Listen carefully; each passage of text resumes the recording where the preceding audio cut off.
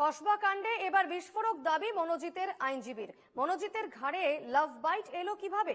ধর্ষণ হলে love bite থাকতো না, দাবি মনোজিতের আইনজীবীর। নির্যাতিতার ফোন বাজেয়াপ্ত করে ফরেনসিকে পাঠানো, দাবি মনোজিতের আইনজীবীর।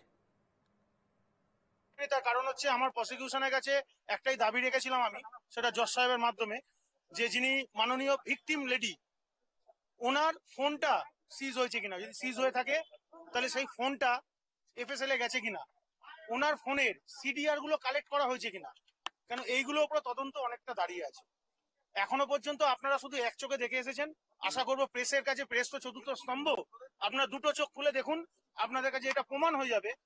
কেন আপনারা তো এফআইআর এর কপিও পেয়েছেন, আশা করি আপনারা সব দেখিয়েছেন অনেক অনেক চ্যানেলে। এফআইআর এর কপি দেখলে আমার মনে হয় কাউকে আইনজীবী হতে হবে। এফআইআর এর কপি দেখলে বোঝা যাবে এটা একটা ষড়যন্ত্র, একে ফাঁসানো হয়েছে।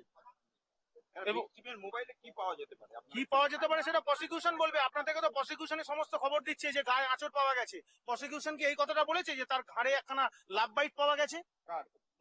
মনোজিৎ মিস্টার এই কথাটা আপনাদেরকে প্রসিকিউশন বলেনি।